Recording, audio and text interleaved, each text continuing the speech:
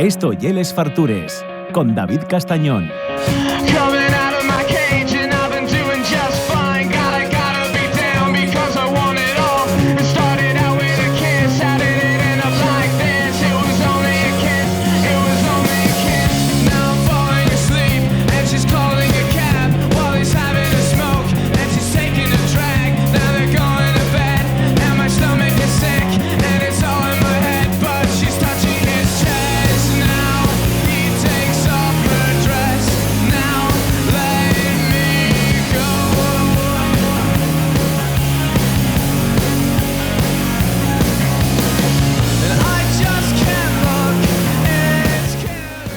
Bueno, pues el Departamento de Investigación de Les Fartures, que ya sabéis que ya David Castañón mirando Instagram, pues atopó el otro día a una moza que es asturiana, pero que tiene unas tendencias asiáticas, ¿no? Y tiene un canal, en YouTube, y escribe en Milenta Medios, que ya nos lo va a contar ella, donde lo que fae, pues ponernos recetas asiáticas y sobremanera falar un poco de la gastronomía y de los costumbres que tienen allí para contárnoslo, porque hay un mundo que yo creo que nos atrae mucho, muchas veces por lo desconocido y muchas veces también por lo exótico, ¿no? Pues a mí me prestaba que viniera aquí al programa a falarnos de ello y charlar un poquitín. Estamos con Bea Orbiz Chang, que ya me estuvo diciendo cómo se decía bien, y nada, muchas gracias por venir aquí a Les Fartures. ¿Qué tal estás? Muy bien, gracias por invitarme. Vale, bueno, tenemos un amigo en común, a Guantes, que vamos a mandar ahí un beso fuerte, que queremos mucho los dos, ¿no? Un beso, Guantes. Vale. Cuéntame, ¿y es asturiana? Sí. Nacida en Asturias, pero tiene rasgos así un poco exóticos, ¿no? Un poco, sí. ¿Sí? Pues, a ver, nací en Indonesia. ¿Naciste en Indonesia? Sí, yo nací en Indonesia. Y con 5 años fue cuando nos vinimos aquí a España. Bueno, nos vinimos mi hermano y yo con mi madre. Mi padre siempre se ha quedado permanentemente en Indonesia trabajando. O sea, el asturiano, el de la cuenca minera... quedó allí. O sea, tu padre de la cuenca minera fue a trabajar para Indonesia. Sí. Y enamoróse de... Pasó por unos cuantos países antes y acabó se marchó muy joven. Mi padre con 24 años, claro, era la época, no había trabajo aquí en España en los 60 y mi padre pues marchó primero a Francia, luego a Australia, Papúa Nueva Guinea y luego acabó en Indonesia. Y ahí fue donde conocí a mi madre. Vale. Y ahí es donde sigue viviendo a día de hoy. Vale. O sea, que vivís entre dos mundos, porque ¿cuántas horas de viaje hasta allí? Uf. Combinación guapísima, tiene que haber, ¿no? Sí, la combinación es larga. O sea, mira, ahora mi padre está aquí como de vacaciones. Sí.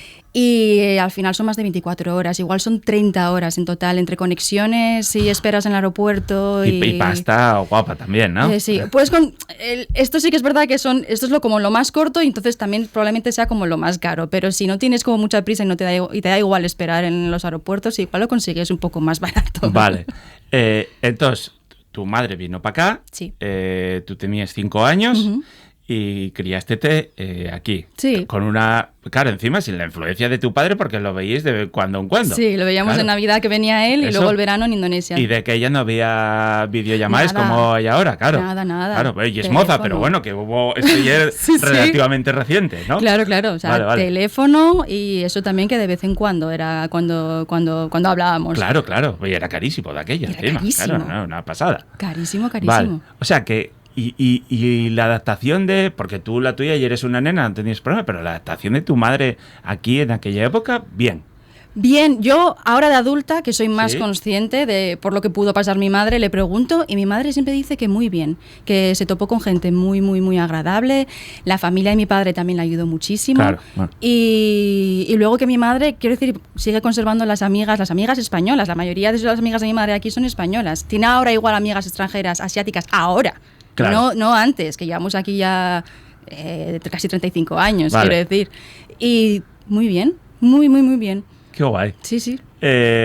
Porque bueno, volvemos... Ahora está mucho más normalizado, ¿no? Que todos andemos por el mundo y que nosotros vivamos en otros sitios y que gente de otros sitios que viva aquí. ¿No? Pero de aquella, bueno, pues era más raro, ¿no? Nos miraban mucho. Claro. Sí, era claro. Bueno, llamaba... tú no pasas... Tienes un poco de rasgo, pero claro, muy poco. Yo creo que eso ya... Tú más tu madre que la vi en algún vídeo. Eso, yo creo que según las personas, a mí me ven más, menos rasgos. Sí que es verdad que comparado con mi hermano y yo, él tiene más rasgos y luego evidentemente mi madre, que es 100% china. Claro. Y fíjate, una cosa curiosa, que mi madre antes, cuando se encontraba con algún asiático, ya fuera chino, igual coreano, por la calle, se paraban a hablar. Porque claro, era raro. Claro. Ahora no. Claro. Ahora te cruzas con algún asiático y no se para. Entonces yo ahí veo la diferencia, que es que era rarísimo. Yo vi muchos años viviendo en La Felguera y un día topé a asiáticos con las cámaras de fotos, o sea, el estándar, ¿no? Es lo que te esperas, ¿no? Sí. Con cámaras de fotos haciendo fotos a edificios. Y decía, bueno, si hay japoneses que parecían, sí, en La Felguera de guiris, dije yo, estoy ahí en la globalización total. Si conseguimos que vinieran aquí, ya... Madre mía, seguro que el patrimonio industrial tiene algún... Asturiano tiene ahí algo de... No sé quién os contó aquello, pero bueno. Me alegro que venga gente, sí. Muy guapo. Bueno, entonces, bueno, tú viste aquí, criaste aquí y hubo un tiempo en el que empezaste, bueno, a dar a conocer un poco lo que es la cultura asiática y sobremanera la gastronómica, ¿no? Sí. Vale. O sea, todo esto empezó en la pandemia, o sea, poco antes de la pandemia. Lo de la pandemia fue descomunal, ¿eh? Sí. Todo el mundo nació con negocios nuevos, con cambio de vida. Hubo mucho tiempo que pensar. Sí, para replantearte la vida. Justo. Pues yo esto me lo estaba planteando un tiempo antes. Yo ya venía de hacer tutoriales todo de software. Uh-huh. Y había algo ahí que yo como algo que yo quería hacer siempre relacionado con esa parte asiática. No tenía muy claro el qué, y claro, yo vengo de una familia que cocina y que tiene muchas tradiciones culinarias, y fue mi novio de hecho el que me animó. Me dijo, oye, ¿y por qué? Primero pensando un poco, pues, ¿por qué no grababa a mi madre? Y luego salió un poco de, oye, ¿y por qué no hago yo estas recetas? Claro. Y todo. Entonces la idea principal había sido, pues, enseñar lo que es la comida asiática en general. Voy a generalizar con lo de asiática porque quería enseñar qué es chino de verdad, qué es vietnamita de verdad, qué es japonés de verdad. Claro. Entonces, bueno, la pandemia pues vino bien porque estábamos todos pues más pegados a la pantalla, un poco más aburridos y eso. Y tenías tiempo para ponerte a cocinar en casa, que ya algo que ya no hacemos. Claro. Entonces surgió así un poco la idea. Yo ya venía de eso, manejar, de grabarme, yo ya sabía cómo hacerlo. Sí. O sea, vergüenza poca ya. Claro, yo ya había pasado esa fase de ponerme delante de una cámara, mirar la cámara y hablar. Yo ya venía años de tutoriales de software. Vale. Luego, pues editar, ya también lo sabía. Pues lo que era manejar una página web y generar todo ese contenido, pues ya venía también de eso. Entonces, bueno, pues era un poco hacer 20.000 cosas, ya. Pero sí, era un proyecto más bien personal. Al final el software siempre ha estado ahí, siempre ha sido lo que me ha dado de comer, lo que me ha dado así el dinero. Aunque sí que es verdad que últimamente parece que la cosa está cambiando y hay como un poco más de interés por lo asiático más de verdad.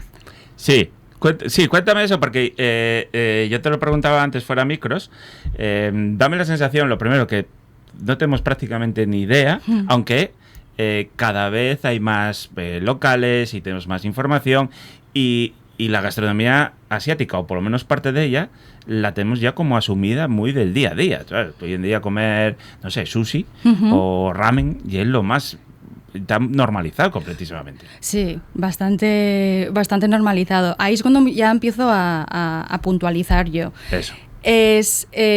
Claro, todos esos restaurantes chinos, no sé si te acuerdas de, ¿cómo se llamaba aquella cadena? La Gran Muralla. Sí. ¿No? Que ahora ya todo eso cerró y todo. Pues eso fueron como los primeros chinos que llegaron aquí a España y empezaron, pues para buscarse la vida, a hacer comida china con los ingredientes que encontraban aquí en España. Pues esto igual fueron en los 70, o sea que imagínate. Sí. Entonces, una persona que a mí te comer de guaje y te hacía una ilusión enorme, pero claro, tomabas el arroz a las tres delicias y no había muchas, era una carta, bueno. Sí, y aparte es que todos los restaurantes era lo mismo. Sí. Entonces dices tú, joder, un país tan grande tiene solo estos platos. Pues claro, es que al final era pues comida para españoles, directamente. Muy, muy, muy adaptada. Y muy asequible, ¿no? Sí, muy asequible. Sabor. Ojo, claro, que está bueno, yo no digo que no. Sí que es verdad que mi paladar está acostumbrado a otra cosa y yo no es que sea muy, muy fan de esa comida. Claro. Pero yo no digo que esté malo, ¿eh? Ahí quiero puntualizar esto.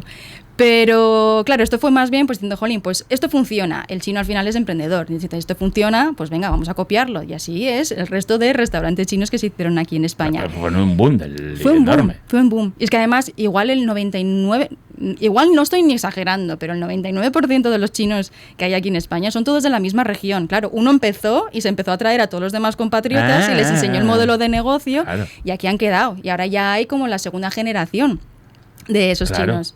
Entonces, ¿ahora qué ha pasado con esos restaurantes? Pues la gran mayoría han cerrado. Pero yo creo que es más bien porque el modelo de han visto que eso ya no está de moda. Entonces yo creo que son los hijos de estas personas que lo que han hecho es montar todos los restaurantes ramen. Entonces, claro, ahora ves ramen, incluso los locales que antes eran pues comida asiática, restaurante chino, ahora son todos de ramen. Hay un boom también. Claro. Pero es que además pasó como que el ramen de repente, bueno, yo la primera vez que probé el ramen fue en un festival de cerveza en Copenhague. Entonces tú dices, yo decía, pero esto no es típico. Bueno, en Copenhague comida típica de allí tampoco debe haber mucho. Te dice, no, esto ya algo asiático y tal. Y yo, pues venir a Copenhague a tomar ramen, lo que me faltaba. Pero bueno, hace muchos años comílo allí la primera vez. Y ahora, y algo como muy, no voy a decir hipster, pero bueno, muy moderno, muy alternativo, pero a la vez comercial, ¿no? Sí, justo. O sea, yo no sé dónde ha estado, no sé si es por el manga, por dibujos animados así japoneses. Es que hay no sé, yo creo que hay una tendencia, pero hay mucho contenido, películas con seres humanos, y luego los de dibujos animados, videojuegos, música, todo que mira mucho hacia Japón y Corea. Sí. Entonces yo creo que de ahí es como hay más interés y de repente es que ha sido un boom como rapidísimo. Que antes, tú que eres del mundo, eso antes era una cosa de frikis. O sea, yo el rollo que veía en la facultad era decir, ya está, teníamos un chaval que iba con un paraguas que era una katana. Sí, sí. Que ahora yo por la calle me encuentro unos cuantos. Claro. Pero dices tú... Y hay gente que dices, en algún momento igual me va a asesinar, no lo sé, ¿no? Igual, sí. Y claro, al final es que es una... la gente me dice, pero es una sopa. Y yo, bueno, pero está muy bueno, ¿sabes? Está bueno. Es otro tipo, pero hace, ¿qué? 5 años igual aquí. No. Por lo menos aquí en Asturias. No, ni de coña, no había nada. Es que menos todavía, es que no llega ni a 5 años. Y aparte de los asturianos, yo eso también te lo quería preguntar, para este tipo de cosas... No digo que seamos cerrados, pero sí que igual nos cuesta más un poco probar. Luego en realidad asumimos muy bien, porque ahora todo el mundo come sushi y yoces, todo el mundo comió yoces durante una época muy grande. Y ahora el ramen ya ves que tiene éxito, pero aquí viene un poco más tarde, ¿no? Aquí viene, yo creo que aquí viene un poco más tarde, pero yo creo que es por la población china que ya hay aquí. O sea, que al final, claro, estos restaurantes ramen son los chinos, son los dueños. Yo creo que solo hay uno que el dueño es japonés. Es una pareja que están en Oviedo. Pero todos los demás son los hijos de, o igual, pues alguien que hijos de esos chinos, quiero decir. Se me fue el hilo, perdona. Nada, que con el tema del ramen, a nosotros, yo decía que a priori, que nos costaba un poco más. Pero no, ahora está como muy asumido. Comemos ramen. O sea, yo veo a la gente comer más ramen que sopa de cocido. Vale, sí. Sí, es que justo tenía algo ahí, no me acuerdo del que exactamente. Vaya, pero bueno, no pasa nada, ya llegará. Sí. Tú en el canal, por lo que estuve viendo, fais un montón de cosas que ahora nos empiezan a sonar, pero que cuando empezaste a hablar de ellas ya eran completamente desconocidas, ¿no? Y tienes un montón de visualizaciones y de seguidores que entiendo que la mayor parte son de aquí. Sí. Cuéntame, porque entiendo que cuando fais la receta mucha gente lo falla en casa y luego lo dan a comer y no tiene nada que ver con Asia, son asturianos. Son asturianos y yo creo que muchos son también latinoamericanos que me ven desde el otro continente. Yo creo, sí, alguna vez que he visto las estadísticas ya ves un poco fisgoneas y dices de qué países son de los que más me ven y eso. Entonces yo creo que por un lado unos sí que lo hacen y otros por curiosidad ¿Ya? lo acaban viendo, sobre todo si hay como trabajo manual. Claro. ¿Sabes? Si hay un trabajo un poco más lento, si ya ven que tardas muchísimas horas en prepararlo, tal, yo creo que la gente solo lo mira por curiosidad. A la espera de que algún día les caiga uno. Y algún cocinero de aquí igual está fisgando ahí para aprender un poco, ¿no? Igual. Claro. Me imagino, igual. Y tú, de base de datos, bueno, ahora hay mucha más información, pero uses a tu madre. A mi madre. Claro. Sin duda. Mi madre, claro, es que es... Mi familia tenía un restaurante en Indonesia de mi bisabuelo. Venimos de familias que todavía mantienen esas tradiciones de cocinar a fuego lento, muchas horas, ese trabajo manual. Todavía a día de hoy lo siguen haciendo mis tías. Ese restaurante ya cerró hace muchísimos años, que yo de hecho ni siquiera lo conocí, pero estuvo abierto muchísimos años. Y mi madre, claro, al venir aquí, mi madre era ama de casa, entonces mi madre lo que hacía era cocinar. O sea, yo es que tengo el recuerdo de mi madre cocinar y regalar comida, porque es que es imposible es que mi madre hace demasiada comida, porque le encanta probar cosas nuevas, ya no solo asiático, de cualquier parte, de cualquier gastronomía. Ajá. Entonces las vecinas, las amigas están encantadas con ella. Ah, sí. Si no hace más que regalar, sí. Y ahora, a día de hoy, cualquier cosa que prepara, que sea típico, ¿sabes? Que sea típico de la época. Por ejemplo, los pasteles Luna. Entonces mi madre ya piensa en todas esas amigas que entonces hace más cantidad para regalar. Y bueno, ahora ya es verdad que hay sitios donde se pueden comprar ingredientes, ¿no? Sí. Pero supongo que al principio tendría que adaptar un montón de platos o hacer una versión... Como íbamos por lo menos una vez al año, todo el verano lo pasábamos en Indonesia y mi padre venía en Navidad, pues las maletas van cargadas. Claro. La ropa es lo de menos. Al final todo viene cargado con la maleta con ingredientes. Claro. Por lo que te estuve viendo hay un grandísimo... Bueno, son dos cocinas completamente distintas, pero sobremanera allí no entienden mucho que no...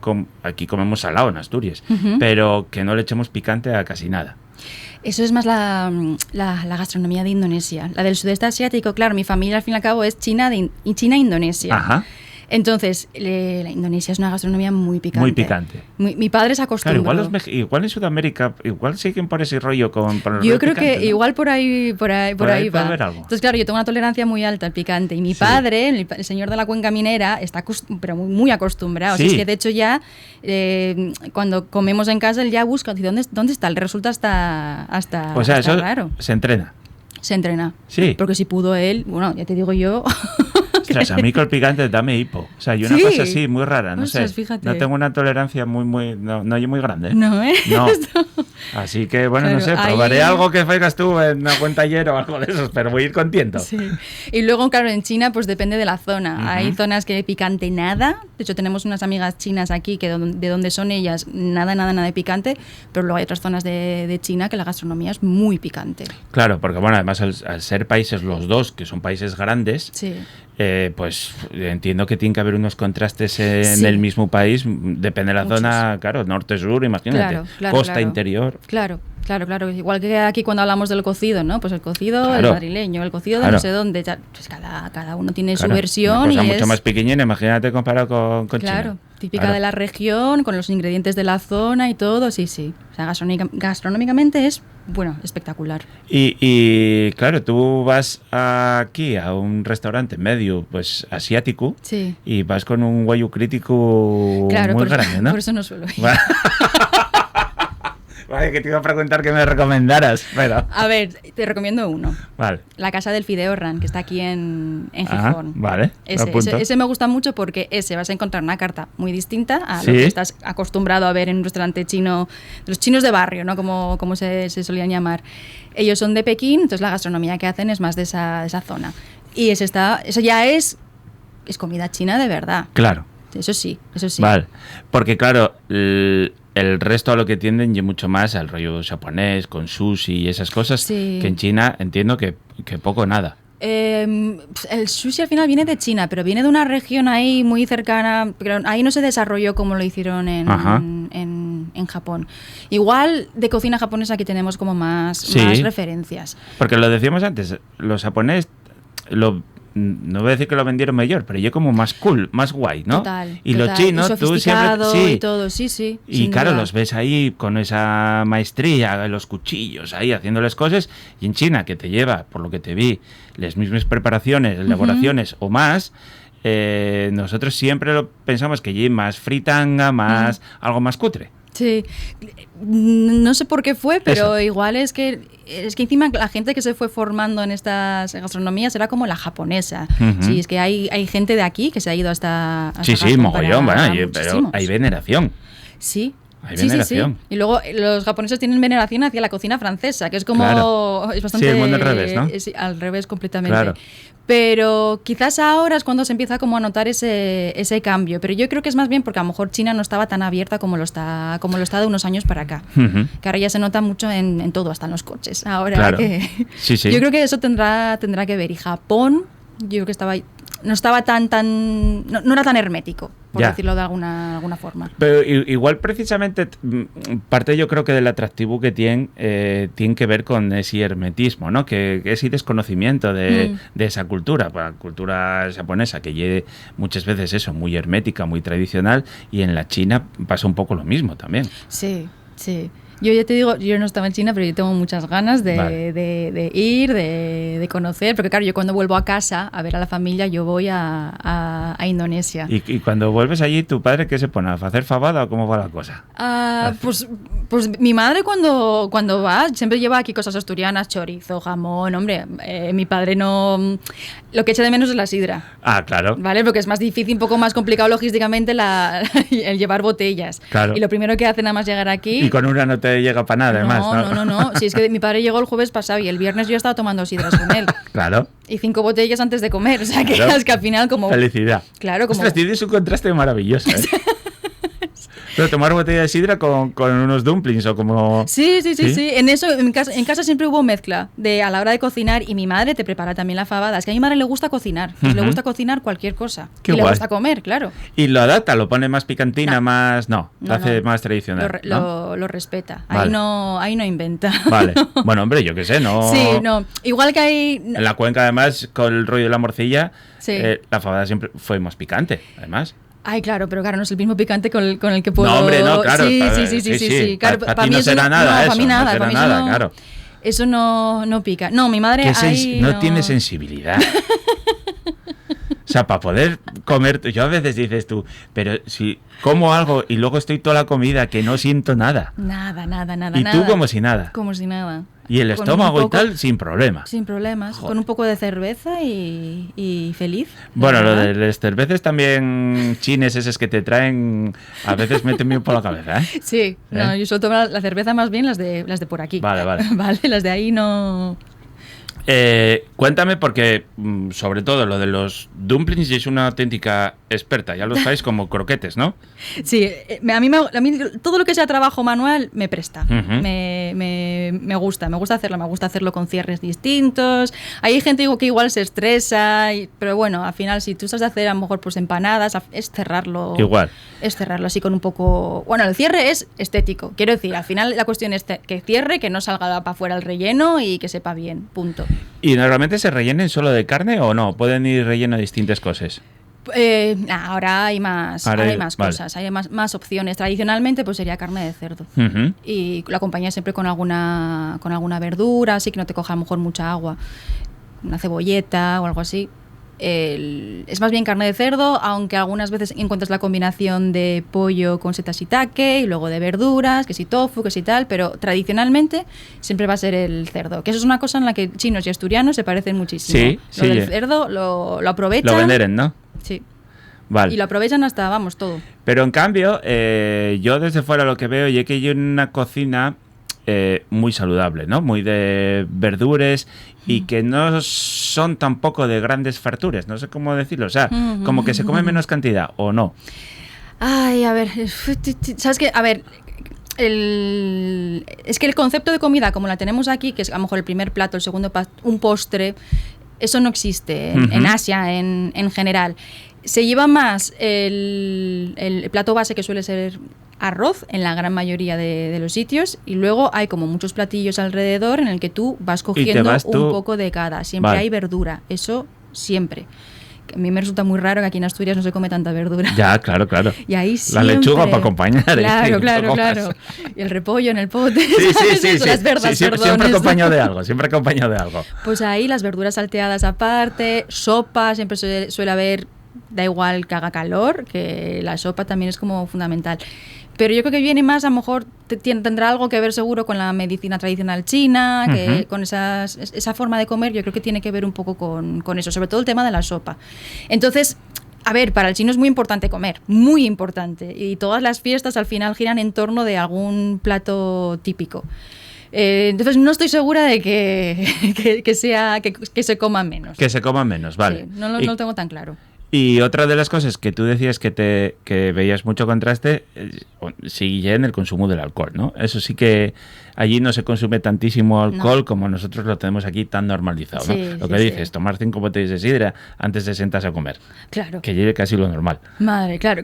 Para ellos es más impensable. También es verdad que, por ejemplo, en Indonesia, como es un país musulmán, de mayoría, un país de mayoría musulmana, los impuestos del alcohol son altísimos. Vale. Entonces, claro, ya tienes que tener un cierto poder adquisitivo como para es que la cerveza la estás pagando a precio España. En Indonesia, cuando es un país que es baratísimo. Claro. Entonces no está tampoco tan integrado. Tienen algún licor y alguna cosa y eso, pero no. No, va acompañado un poco al poder adquisitivo de las personas. Y fue un país que, porque bueno, y un destino turístico muy de moda. Sí. ¿Se occidentalizó mucho o mantiene esas tradiciones? Claro, Indonesia todo el mundo va a Bali. Entonces Bali es de extranjeros. Horrible, ¿no? Sí. Vale. Sí, Bali... El venidor de... Totalmente. Joder, pero yo vi fotos y aquello y un paraíso y guapísimo. Claro, te cogen lo que es ya te preguntaré a ti dónde... que me chives ahí a algún sitio. Parte. Es que, de 14.000 islas, todo el mundo va a la misma. A la misma, sí. Mira, que hay 14.000 islas. Claro. Son muy distintas una isla de otras, porque al final también es pues la cultura, la etnia de esa zona. Bali, ¿qué pasa? Que Bali la mayoría es hinduista. Claro. Entonces, sí que es verdad que es como un mundo completamente paralelo al resto. Bueno, es bonito, sí. Ojo, es bonito. Pero claro, no te imagines que vas a ir a una isla paradisíaca. Claro. Porque no es así, hay mucho tráfico y está lleno de gente y está muy adaptado para el turismo. Claro, y luego rollo surf y esas cosas allí, como también mucho... También. Tienes Sí, tiene también ese rollo. Y bueno, el hinduismo de ir a encontrarse uno mismo, que te dices, puedes encontrarte en Albacete, Joselín, Eso pero es. Claro, y en Bali también me encuentro yo a mí mismo. Claro, ¿no te fastidia? Claro. Y vas donde todo el mundo quiere encontrarse, ¿no? Eso. Es que es muy curioso. Donde seguramente acabes conociendo a alguien por el camino. Claro. Y es verdad que, bueno, igual lo del Islam, desde aquí siempre pensamos que es más restrictivo, pero luego hay países en los que hay más y en los que hay menos. Sí, exacto. Eso no tiene nada que ver. No tiene nada que ver. También depende un poco, pues, me imagino también pues el partido que esté, que puede ser un poco más o menos conservador, pero mira, mucha gente me preguntaba, me dice, ¿y comes cerdo en Indonesia? Y yo, sí, porque una cosa es que, como si dijeras, pues en España pues la mayoría es católica, ¿vale? Claro. Pero ¿quiénes son de verdad los religiosos? ¿Comes pescado los viernes en Cuaresma? Exacto. Dices, pues yo sí. Claro, habrá gente que no lo haga. ¿Comes carne? Digo, te digo guapo. Sí, yo te entendí. Eso. Pues hay un poco de todo, gente que lo hará y otra gente que no, entonces... Sí, también nos venden, por eso me presta que vinieras para quitar mucho estereotipo, porque siempre nos venden ese rollo de las mujeres tenéis que andar con la cabeza tapada y no podéis decir ni mu, ni que tu madre cante les 40 a tu padre, ni esas cosas, claro. A ver, ahí sí que es verdad que, claro, la mujer sí que es verdad, es cierto que está... Hay que avanzar, ¿no? Sí, está en un segundo plano. Pero claro, es que ahí lo que es el tema del respeto hacia los mayores, es que hay tan distinto que lo de que la mujer esté en un segundo plano es otra cosa más dentro de todo lo que hay. Yo sí que es verdad que voy un poco más recatada cuando voy ahí. Tampoco es que yo aquí vaya... Es vida normal y corriente, ¿no? Exacto. Pero, por ejemplo, yo que voy con unas bermudas hoy, pues igual ahí sí que me mirarían mucho. Entonces, quizás una persona local no llevará esta ropa que llevo yo ahora mismo, que tampoco voy... No es una locura. Te van a ver en el vídeo, pero vas bien, vas normal. Exacto, entonces no tienes que taparte, pero quizás en las zonas de culto, tanto hinduista como islámica, sí que tienes que cubrirte los hombros o las piernas, según la religión. Si entras en el Vaticano o en una iglesia, pues muchas veces te lo piden. Aquí también. Claro. Entonces, bueno, eso va un poco en función. Y luego gente radical, pues hay en todas partes, da igual la religión que haya. Correctísimo. Podemos leerte mucho y muy activa en Directo al Paladar, que mola mucho, que subes una receta, no voy a decir casi todos los días, pero sí. Subo 15 al mes. 15 al mes. Bueno, pues sí, un día sí, día no. Sí. Vale, una burrada. Sí, empecé con ellos hace poco en Directo al Paladar, la verdad que estoy súper contenta. Y además muy bien explicado, o sea... Eso es un poco lo que ellos me quisieron que yo hiciera. O sea, aparte de explicarlo, también que hablara un poco de los ingredientes, de dónde encontrarlos, porque yo entiendo que al final, yo los entiendo, los ingredientes, yo sé dónde comprarlos, pero claro, aquí hay que explicar para gente que no está de ello. Claro. Y gente que no solo vive en Madrid, que a lo mejor es más fácil encontrar los ingredientes. ¿Qué pasa si eres de un pueblo? Claro. ¿Qué pasa si...? Pues bueno, explicar un poco en qué consiste, si tienes alguna alternativa, si tienes pues un poco todo eso. Y